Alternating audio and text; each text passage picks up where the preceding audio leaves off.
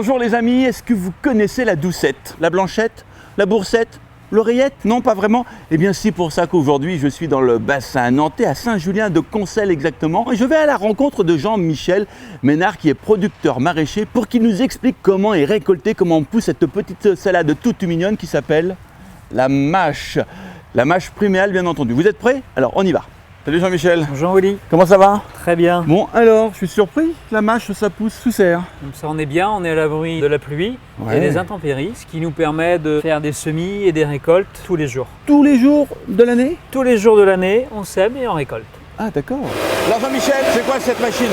Alors ça c'est un combiné avec un cultirato devant qui nous prépare le lit de semence et derrière on a le semoir. Ok. Donc on a la réserve de graines qui se situe ici. Là on utilise l'air pour souffler la graine qui tombe sur le sol. Très bien. Le rouleau devant sert à aplanir le sol et derrière il sert à plomber pour que la graine colle parfaitement au sol. Jean-Michel, explique-nous, là on est sur une planche qui a été sablée. Vous êtes en train de les sabler là d'ailleurs. Le tracteur est en train de passer. Voilà. En fait le principe c'est un rouleau derrière qui distribue le sable. Il en faut beaucoup. On va mettre entre 0,3 et 0,5 cm. Bon alors là, moi je vois deux planches. Les deux planches sont sablées, mais il y a quand même une belle différence là. Sur cette planche-là, on a juste appliqué le sable. Ouais.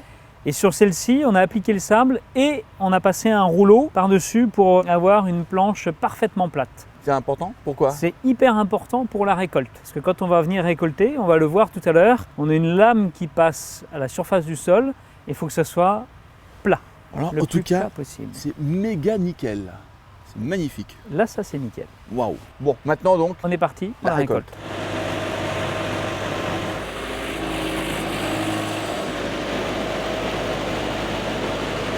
Avant de passer à la récolte, Jean-Michel, là, c'est quoi? C'est entre les deux ou c'est à combien de jours? C'est là entre les deux, cette mâche-là a 14 jours précisément. Ah ouais, pratiquement entre les deux. Pratiquement entre les deux. D'accord. Voilà. Et on commence à voir les petits bouquets. Parce qu'on ne l'a pas dit, mais la mâche pousse en bouquet, c'est ça? Tout à fait, elle pousse en bouquet. Là on voit bien, hein, les mâches se regroupent un petit peu. Voilà. Ok. Mais t'es où? Je suis pas là. Mais t'es où? Je suis pas là. Mais t'es où? Je suis pas là. Mais si, je suis là et je vais retrouver Jean-Michel dans la serre. Elle a combien de jours la mâche là? 38 jours exactement. 38 jours, c'est 38 extrêmement jours. précis. Et comment tu sais que est venu le moment de la récolter? Tous les jours, on vient suivre l'évolution de la mâche. En la voyant tous les jours, on va se dire est-ce qu'il faut qu'on arrose ou pas, ou on va attendre le lendemain ou la semaine d'après, en fonction de la météo extérieure qu'il y a. Donc on la vit tout le temps, tous les jours. Ce qui pend là, c'est le système d'irrigation? Tout à fait. On arrose beaucoup en début de la culture pour faire germer et lever notre plante. Ouais.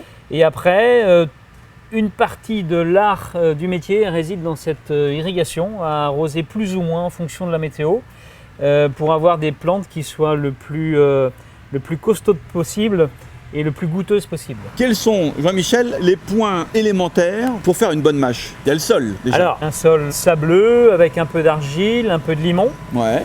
Il y a le climat aussi, puisqu'ici on bénéficie de la douceur, on est tout près de la Loire, donc on a un radiateur un peu pour l'hiver et puis ça nous amène une température tempérée l'été. On a vraiment un climat océanique. Et puis après, c'est tout le savoir-faire. Voilà, et c'est pour ça qu'il faut être passionné et être dedans tous les jours. Voilà, et là, tu vas nous montrer comment on récolte la mâche. Tout à fait, Eh bien, on y va. on y va. Explique-nous un peu comment ça fonctionne là, parce que là, je vois un tapis, je vois la mâche monter sur le tapis, mais bon. Comment ça marche entre temps? Donc en fait, on a des roulettes. Les deux roulettes qui sont devant Ouais. vont déterminer la hauteur de coupe de la lame qui se trouve derrière. Et une fois que la mâche est coupée, elle monte sur ce premier tapis. Et là, j'ai vraiment l'impression que c'est au millimètre près la coupe, parce que je ne vois aucune racine. Il n'y a aucune racine. C'est pour ça que tout à l'heure, on a vu le semis et on devait faire un travail le plus parfait possible pour pouvoir faire la récolte aussi précise que l'on voit là. C'est incroyable. Donc, c'est coupé, Ça monte derrière sur le tapis. la mâche tombe dans les caisses. Oui. Ouais, dis donc, ça va vite, hein.